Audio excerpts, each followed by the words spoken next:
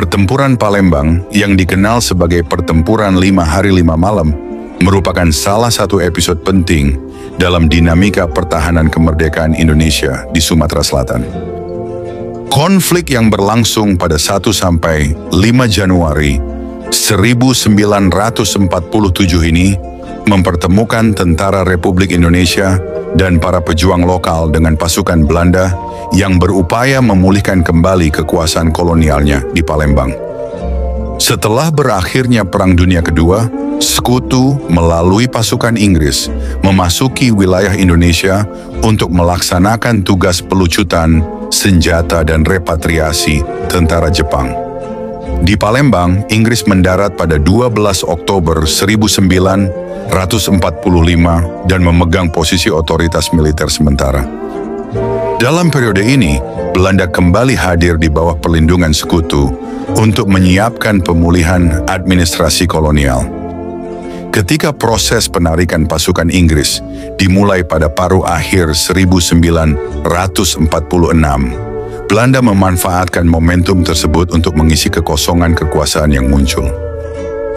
Konsolidasi kekuatan Belanda mencapai tahap penting pada 1 Desember 1946 ketika pasukan KNI Belanda mendarat di Palembang. Armada Belanda memasuki muara Sungai Musi, memindahkan pasukan ke kapal-kapal pendarat, lalu bergerak menuju pusat kota di bawah pengawalan ketat unsur Angkatan Laut Belanda.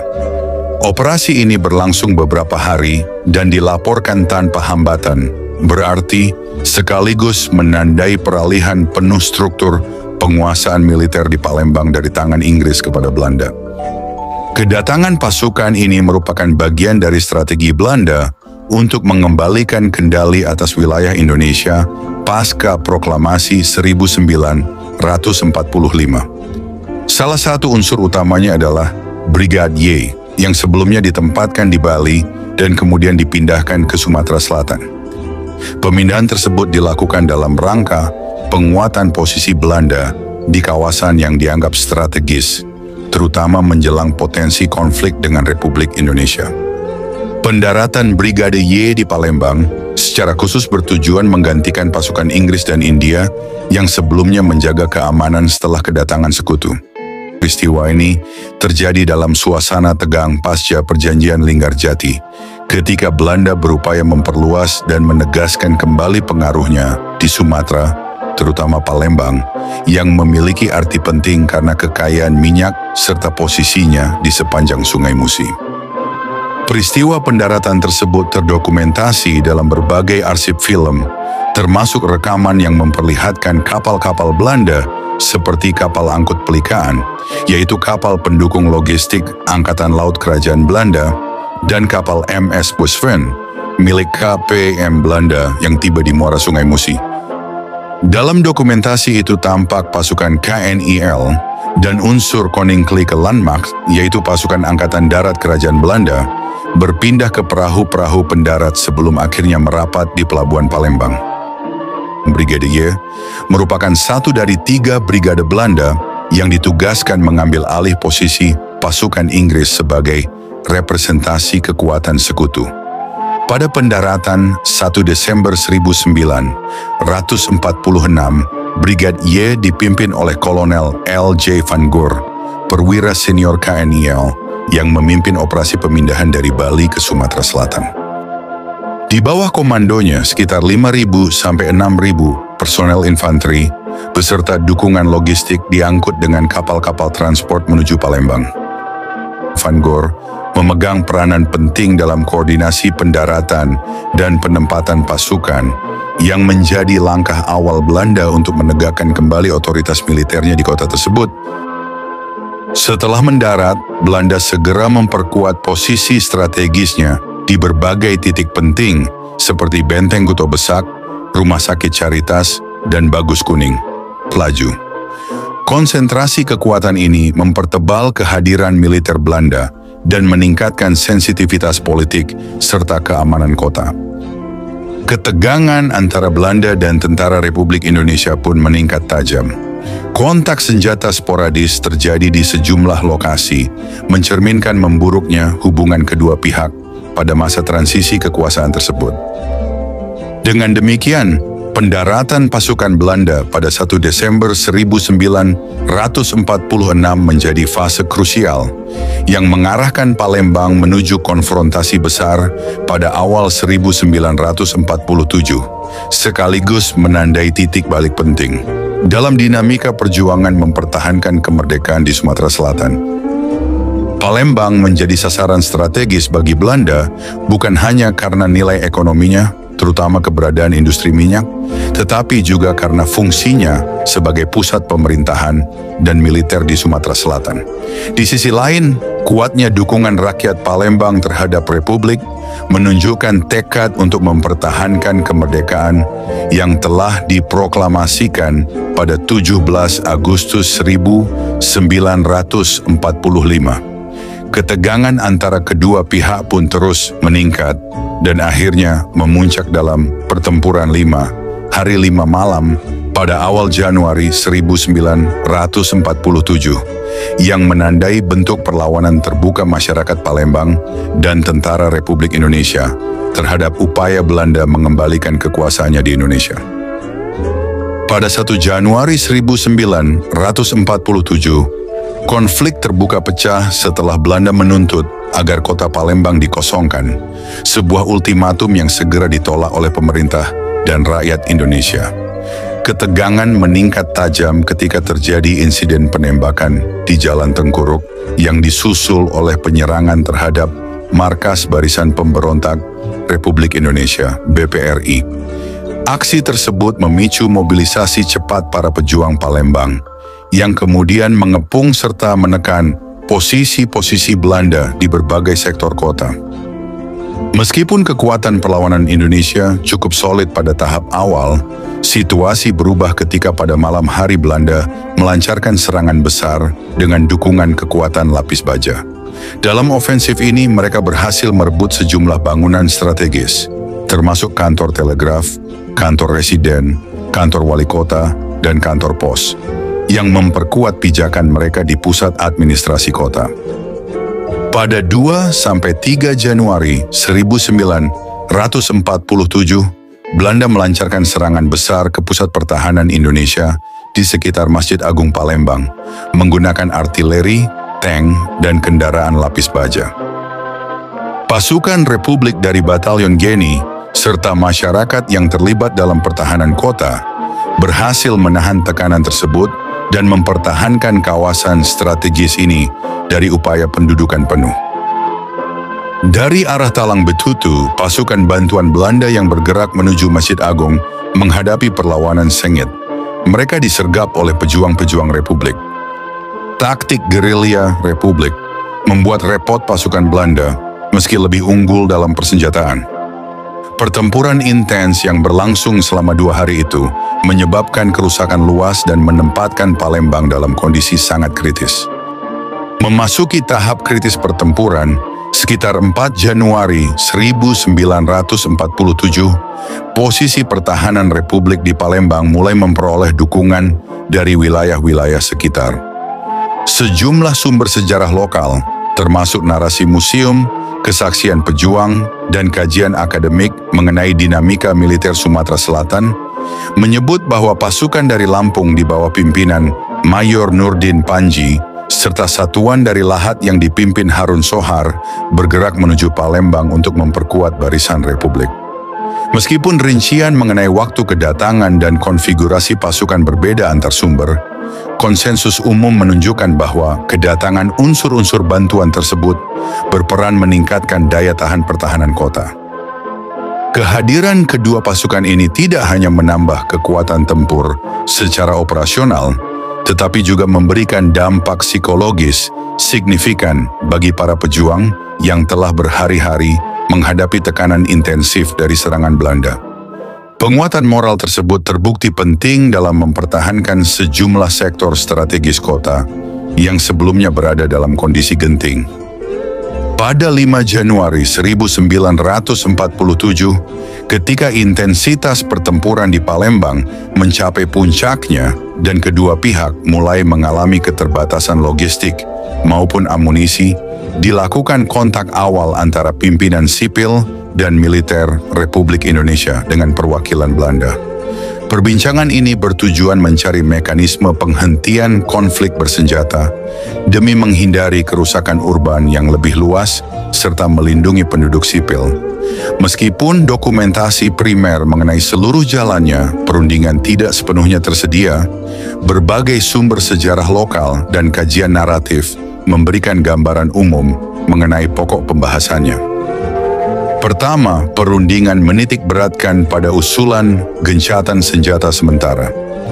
Pihak Republik mengajukan penghentian tembak-menembak sebagai langkah darurat untuk menahan eskalasi di wilayah pusat kota. Sementara Belanda menyatakan kesediaannya untuk mempertimbangkan opsi tersebut mengingat terhambatnya operasi ofensif mereka akibat perlawanan setempat. Kedua, dibahas pula pengaturan garis kontak beserta batas-batas sektor yang harus dinetralkan selama masa gencatan. Ketentuan ini dimaksudkan untuk mencegah benturan tak terduga antar pasukan dan untuk menjaga stabilitas situasional di daerah-daerah yang sebelumnya menjadi titik pertempuran intensif. Ketiga, unsur sipil Republik menekankan pentingnya jaminan perlindungan bagi penduduk, termasuk penyediaan koridor evakuasi dan kesempatan untuk memindahkan korban luka dari zona pertempuran.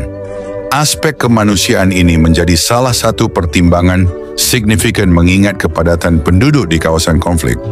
Keempat, pihak Republik meminta jaminan non-agresi selama masa pembicaraan agar Belanda tidak memanfaatkan jeda perundingan untuk memperluas posisi atau melancarkan manuver strategis yang dapat mengubah keseimbangan kekuatan secara sepihak.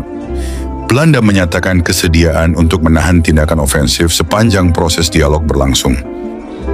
Hasil pembahasan pada 5 Januari menjadi dasar bagi perundingan formal pada 6 Januari 1947 yang menghasilkan kesepakatan gencatan senjata. Dalam perundingan tersebut disepakati bahwa pasukan Republik harus mundur sekitar 20 km dari pusat kota, sementara Belanda dibatasi dalam mendirikan pos hingga jarak tertentu dari Palembang. Hanya unsur-unsur tertentu seperti ALRI, kepolisian, dan aparat sipil Republik yang tetap diperbolehkan berada di dalam kota. Pemberlakuan gencatan senjata membuat pertempuran besar di pusat kota berhenti. Aktivitas tembak-menembak, pergerakan pasukan, dan penggunaan senjata berat di wilayah inti Palembang menurun drastis.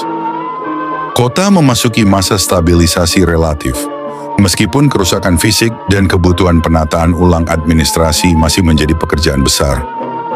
Namun, gencatan senjata tidak sepenuhnya menghentikan konflik. Ketegangan di lapangan tetap tinggi, patroli bersenjata, pemeriksaan jalan, bentrokan kecil, dan insiden sporadis antara pos Belanda dan unsur Republik terus terjadi di sekitar garis demarkasi. Di wilayah pinggiran, perebutan pengaruh dan mobilisasi pasukan tetap memicu gesekan. Di tingkat regional dan nasional, konflik pun berlanjut sebagai bagian dari dinamika Revolusi Nasional Indonesia sepanjang 1947.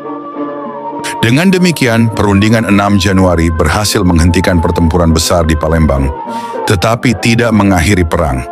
Gencatan senjata hanya menata ulang posisi militer dan menurunkan eskalasi langsung, sementara akar konflik tetap berlangsung hingga tahun-tahun berikutnya.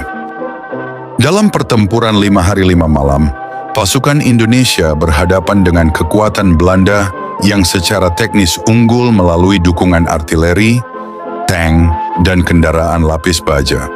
Namun keunggulan material tersebut tidak serta-merta memastikan dominasi Belanda di lapangan. Kondisi geografis kota, solidaritas masyarakat, serta fleksibilitas taktik Indonesia membuat Belanda kerap kewalahan para pejuang Republik, bahkan menyiapkan pertahanan cadangan. Apabila arus utama Sungai Musi berhasil dikuasai Belanda, maka perlawanan akan digeser ke sepanjang bantaran sungai untuk menghadang setiap gerakan musuh. Untuk mengimbangi keunggulan persenjataan Belanda, Indonesia menerapkan strategi yang bersifat adaptif dan berbasis medan perang, pertahanan titik-titik strategis, terutama kawasan Masjid Agung, pusat pemerintahan, serta posisi-posisi tinggi yang memberikan keuntungan pengamatan dan pengendalian wilayah.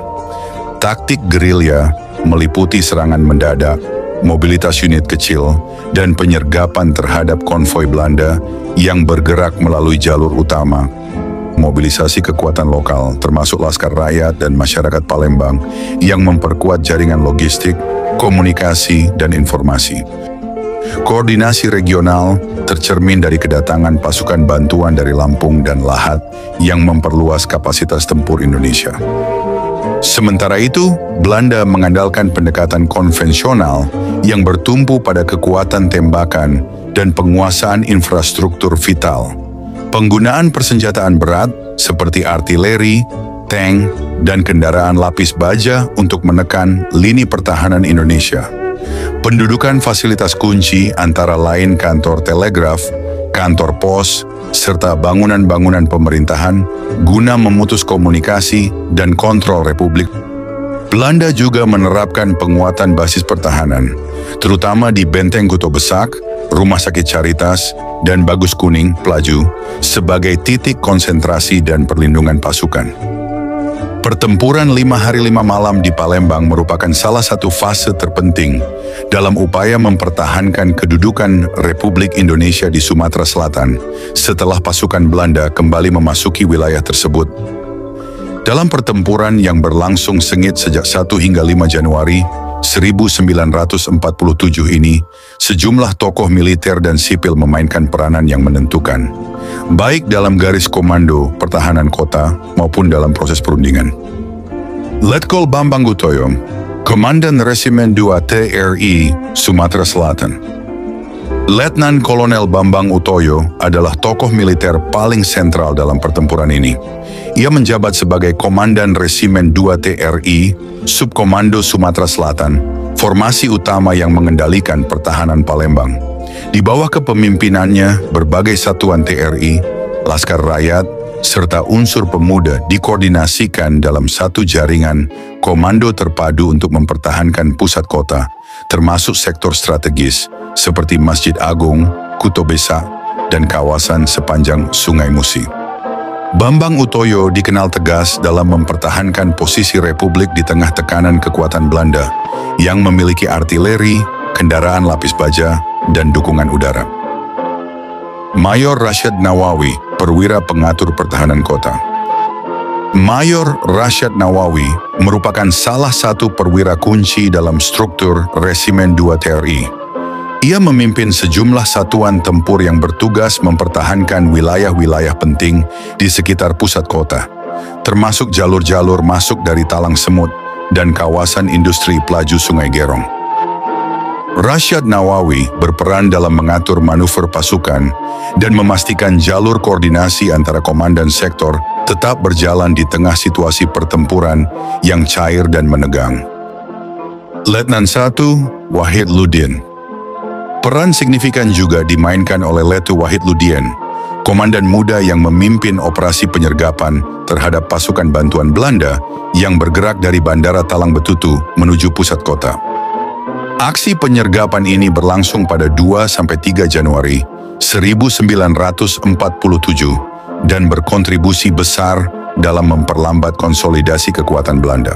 Keberhasilan ini memperlihatkan efektivitas taktik gerilya TRI dan laskar lokal dalam memanfaatkan pengetahuan medan untuk menghadang pasukan bermotor Belanda. Kemudian Dr. Adnan Kapaugani, utusan pemerintah pusat dan perunding utama. Di bidang politik dan diplomasi, peran Dr. Adnan Kapaugani sangatlah vital. Sebagai Wakil Perdana Menteri sekaligus Wakil Menteri Pertahanan, ia tiba di Palembang ketika pertempuran mencapai puncaknya. Melihat situasi kota yang terancam hancur total dan kondisi logistik kedua pihak yang semakin melemah, Adnan Kapaugani. Melihat situasi kota yang terancam hancur total dan kondisi logistik kedua pihak yang semakin melemah, Adnan Kapaugani bergerak menginisiasi komunikasi dengan pihak Belanda. Upaya diplomatiknya menjadi penentu lahirnya perundingan pada 5 sampai 6 Januari 1947 yang menghasilkan kesepakatan gencatan senjata, garis demarkasi, serta mekanisme pengawasan bersama. Peranan Ghani menegaskan bahwa keberlangsungan republik bukan hanya ditentukan oleh senjata, tetapi juga kelenturan strategi diplomasi dalam mencegah keruntuhan total Palembang. Kolonel Maludin Simbolon.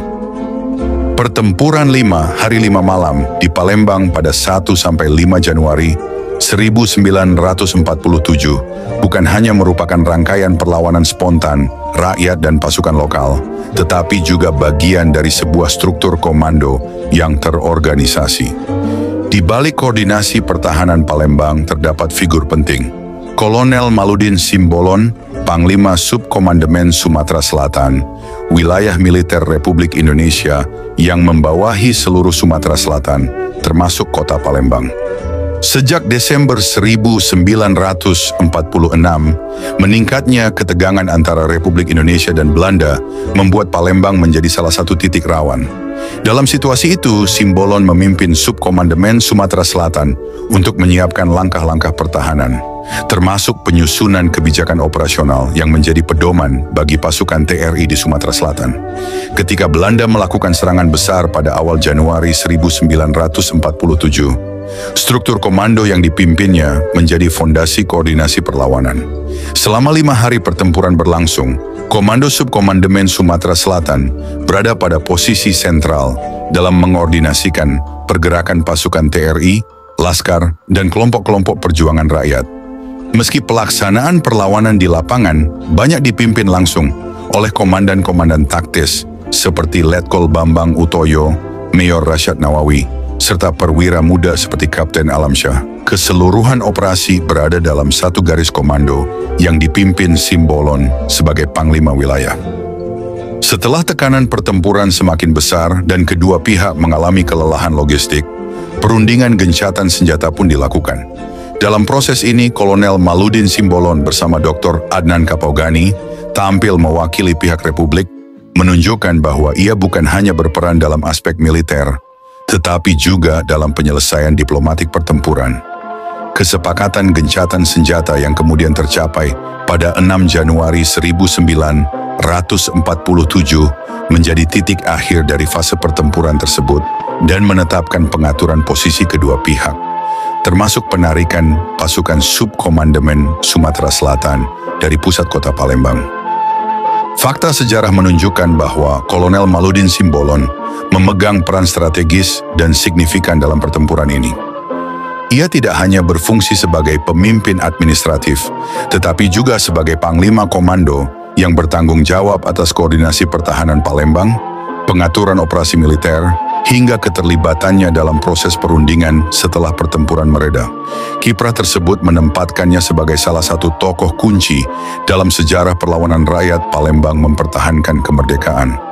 Namun, dalam perkembangan sejarah selanjutnya, namanya tidak lagi banyak diangkat dalam narasi arus utama, terutama setelah keterlibatannya dalam peristiwa PRRI Permesta pada tahun 1958 yang berangkat dari tuntutan otonomi daerah.